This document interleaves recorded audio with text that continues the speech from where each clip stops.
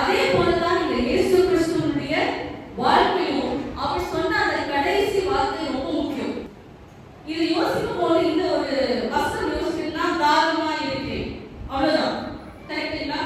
இது மற்ற வசன வார்த்தைகளை குறித்து நம்ம யோசிக்கும் போது இது அவ்வளவு இம்பார்ட்டண்டா தெரியாது. ஓகே, தேவனே தேவனே ஏன் என்னை கைவிட்டீர், கரெக்டுங்களா? எல்லாம் முடிந்தது, இந்த வார்த்தை எதுவும் நமக்கு பெருசாக யோசிக்கலாம். தாகமா இருக்கிறது என்பது ஏதோ ஒரு உடல் ரீதியாக ஒரு எக்ஸ்பிரஷன். ஆனால் அதை நம்ம அதிகமாக தியானிக்கின்ற வேளையிலே 3 காரியங்களை குறித்து நாம் பார்க்கணும். முதலாவது காரியம், ஜீசஸ் சஃபர்ட் பிசிக்கலி, அதாவது அவர் உடல் ரீதியாக அவர் துன்பப்பட்டார். தாகம் அப்படின்னு சொன்னா அது ஒரு துன்பத்தின் ஒரு இறுதி படி மாதிரி. That's an ultimate suffering. உடல் ரீதியாக அவர் தியாகத்தின் அந்த இறுதி கட்டத்தை அவர் நெருங்கிவிட்டார். இயேசு கிறிஸ்துவானவர் அப்படின்னு குறிக்கிறது. தாகம் இப்போ அழியும். சாகிற நேரத்தில் நீங்க பாத்தீங்கன்னா ஒரு பயாலஜி ஸ்டூடெண்டா இல்லைன்னா ஒரு மெடிக்கல் ஃபீல்ட்ல நீங்க இருந்தீங்கன்னா உங்களுக்கு தெரியும், அழிக்கப்பட்டா ரத்தம் வெள்ளமாக ஓடுகிறது. என்ன ஆகும்? ரெட் வெசல்ஸ், அந்த ரத்த நாடுகள் வற்று போகும்.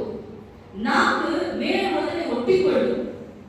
அந்த துன்பத்தினால அந்த காயத்தினால அவர்கள் உதடுகள் எரியும். அப்பேற்பட்ட ஒரு பாடுதான் நம்முடைய இயேசு கிறிஸ்து அந்த சிலுவையை அவர் அனுபவித்தார். எதற்காக? அவருக்கு உணர்ந்தது, அது ஐயோ நான் சாவை நெருங்கிவிட்டு உணர்ந்தது. ஏன்? ஏன்னா இந்த ஃபீலிங் எல்லாம் வந்துச்சு. It's a physical expression. நீங்க பாத்தீங்கன்னா நான் தாகமா இருக்கேன் என்ற இந்த வார்த்தை நமக்காக நடந்தது. அவரது துன்பம் மிகவும் துல்லியமாக இருந்தது. அதாவது it was so accurate. அவர் நமக்காக அந்த உடல் ரீதியாக அவர் பாடுபட்டார். யோசிச்சு பாருங்க, அந்த நேரத்தில் அந்த சிலுவையில இயேசு கிறிஸ்து அவ்வளவு அடிக்கப்பட்டு அவருக்கு தாகம் அடைந்தீங்கன்னா அவர் உடம்புல ரத்தமே இல்லை. அவருடைய இந்திய துடிப்பு எப்படி இருந்திருக்கும்? இயேசு கிறிஸ்துவானுக்கு எப்பேற்பட்ட ஒரு பால்பிடேஷன்ஸ் ஆக இருந்திருக்கும் யோசிச்சு பார்க்கலாம். இதய துடிப்புகள் ஒன்றும் இல்லை, தாகம். அவருடைய நாக்கு அவருடைய மேல் உடலை ஒட்டி கொண்டிருந்திருக்கும். கரெக்ட் இல்லைங்களா? ஆனா இந்த பாடு யாருக்காக? உங்களுக்காகவும் எனக்காகவும் உடல் ரீதியாக அவர் இந்த பாடுகளை பட்டார். அதே போலதான் இரண்டாவது தியானமாக நாங்கள் யோசிக்கும் பொழுது இந்த வசனத்தை நீங்க பாருங்க, கவனித்து, வேத வாக்கியம் நிறைவேற்றத்தக்கதாக இயேசு கிறிஸ்து தாகமாய் இருக்கிறேன் என்றார். நான் தாகமாய் இருக்கிறேன் என்று சொல்லி இயேசு கிறிஸ்து வேத வாக்கியத்தை நிறைவேற்றினார். அப்படி வசனம் இல்லை. கரெக்டுங்களா? அப்போ வேத வாக்கியத்தை அவர் நிறைவேற்றத்தக்கதாக. அப்போ இந்த வார்த்தை இல்லை என்றால் அது ஒரு சாதாரணமான ஒரு துன்பத்தின் ஒரு வெளிப்பாடு அதை யோசிச்சிருக்கலாம். ஆனா ஒரு வேதத்தின் வெளிப்பாடாக இங்க இருக்கு. தீர்க்கதரிசிகள் சொன்ன அந்த தீர்க்க தரிசனங்களை அவர் நிறைவேற்றுகிறவராக இருக்கிறார். அப்படி பார்க்கும்போது அந்த முதல் நிறைவேற்றம் நிறைய வசனங்கள் நம்ம குறிக்கலாம். ஆனால் இப்பொழுது சிலது அந்த வசனங்கள் நம்ம பார்க்கணும் என்றால் சங்கீதம் 22ஆம் அதிகாரம் அந்த முதல் ஆரம்பத்தில் அந்த வார்த்தை நீங்க பார்த்தீங்கன்னா, என் தேவனே ஏன் என்னை கைவிட்டீர்.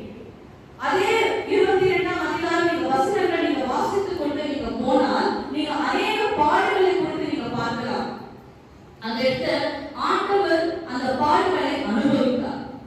அதே 15ஆம் வசனம் சங்கீதம் 22ஆம் அதிகாரம் 15ஆம் வசனம் யாராவது ஒரு சத்தமாக வாசிக்கலாம்.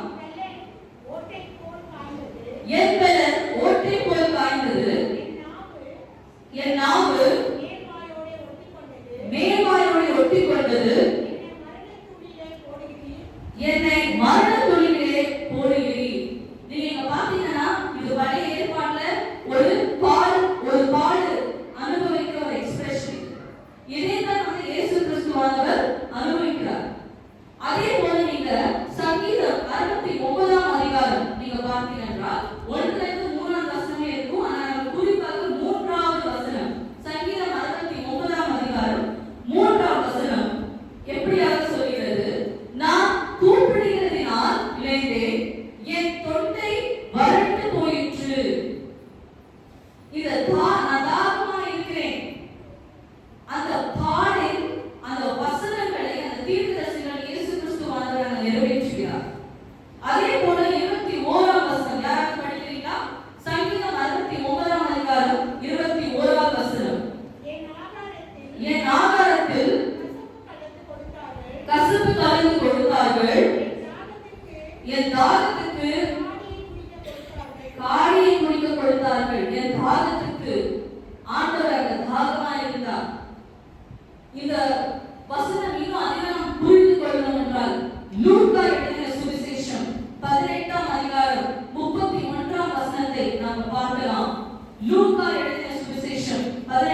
அதிகாரம் 31ஆம் வசனம். பின்பு அவர் பன்னிருவரையும் தம்மிடத்தில் அழைத்து, இதோ எருசலேமுக்கு போகிறோம், மனுஷகுமாரனை குறித்து தீர்க்கதரிசிகளால் எழுதப்பட்டவைகளெல்லாம் நிறைவேறும். ஆண்டவர் அங்க வேத வாக்கியத்தை நிறைவேற்றுகிறார். Jesus fulfilled what was written in the scripture. அவர் பாடுபட்டார். அவர்தான் நம்முடைய தேவ ஆட்டுக்குட்டி. நம்முடைய பாவத்தை அவர்தான் சுமந்தார். நம்முடைய ரட்சிப்பை குறித்து தேவனுடைய திட்டம் என்ன எழுதப்பட்டிருந்ததோ அதை அவர் நிறைவேற்றினார். யூதரும் ரோமர்களும் சாத்தானும் இயேசு கிறிஸ்துவின் மரணத்தை தீமையாகத்தான் எண்ணினார். ஆனால் நம்முடைய ஆண்டவரோ அதை நமக்கு மாபெரும் நன்மையாக மாற்றினார். ஆமென். இப்பேற்பட்ட ஒரு கடவுளை தான் நாங்கள் ஆராதிக்கிறோம். வாக்கு கொடுக்கிற தேவன், வாக்கு நிறைவேற்றுகிற தேவன். அவர் துல்லியமாக ஒவ்வொன்றையும் பார்த்து பார்த்து நிறைவேற்றுகிற தேவன். He fulfills the scripture. அதே போல இந்த 7 வார்த்தைகள் நாங்கள் இன்று தியானிக்கும் பொழுது எந்த ஒரு வார்த்தைக்கு முன்பு பின்னும் இந்த வசனம் இல்லை. எந்த வசனம்? வேதத்தை வசனங்கள் நிறைவேற்ற வண்ணமாக. அப்ப ஏன் இந்த தாகத்தை, நான் தாகமா இருக்கிறேன், அந்த தாகத்தை குறித்து மட்டுமே ஏன் இந்த வார்த்தையானது போட்டிருக்கிறது என்றால், மூன்றாவது காரியமாக நாங்கள் என்ன பார்க்கிறோம்னா, Jesus provided for us. இயேசு ஆனவர் நமது தாகத்தை அவர் தணித்தார். எப்படி தணித்தார்? கொஞ்சம் நம்ம பேக்ரவுண்ட்ல போகலாம். ஆதாம் ஏவாளை பற்றி. ஆதாம் ஏவாள் அழகாக ஆண்டவர் சிருஷ்டித்தார். ஏதேன் தோட்டத்தில் அவர் வைத்தார். அங்க அவங்களுக்கு நித்திய ஜீவன், நல்ல உணவு, ஆண்டவருடைய பிரசன்னம் எங்கேயும். அந்த பாவத்தின் பிறகு என்ன நடந்தது?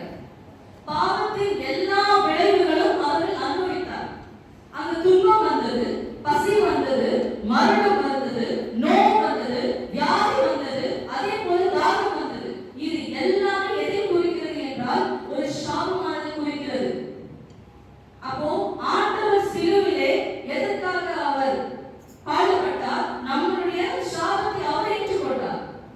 தாகம் மட்டுமே ஒரு பாவம், நான் சொல்றேன், எல்லாவற்றையும் ஒரு பாவம். அந்த தாகமும் ஒரு பாவமாக இருந்தது. கரெக்ட் இல்லையா? அவர்கள் எதை இழந்தார்கள்? அந்த இடத்துல ஆண்டவர், ஆதாம் ஏவாள் எதை இழந்தார்கள்? ஆண்டவருக்கும் மனிதனுக்கும் இருக்கிற அந்த உறவை இழந்தார்கள். அப்போ அந்த சாபமானது தான் தாகத்தை குறிக்கிறது. எப்படி சொல்றீங்க நீங்க தாகத்தை குறிக்கிறது என்றால்? அநேக வசனம் இருக்குது. யாராவது ஒருவர் உபாகமம் 28ஆம் அதிகாரம் 48ஆம் வசனத்தை எடுத்துக்கொள்ளலாம். முதலாவதாக உபாகமம் 28:48. சகலமும் குறைவுபட்டு பட்டினியோடும் தாகத்தோடும் நிர்வாணத்தோடும் கர்த்தர் உனக்கு விரோதமாய் அனுப்பும் சத்துருக்களை சேவிப்பாய். போதும். சோ இதுல நீங்க பாத்தீங்கன்னா தாகம் என்பது ஒரு சாபத்தை குறிக்கிறது. கீழ்ப்படியலனா இப்பேற்பட்ட ஒரு சாபம் வரும். நான் அந்த தாகம் என்ற அந்த ஒரு சாபத்தை யாரோ ஒருவர் எடுக்க வேண்டும். நமக்கு ஜீவ தண்ணீரை கொடுக்க வேண்டும். நம்முடைய தாகத்தை அவர் அழிக்க வேண்டும். அதற்காக தான் இயேசு கிறிஸ்து சிலுவிலே பாடுபட்டார். அந்த தாகத்தின் சாபத்தை அவர் எடுத்துக்கொள்ள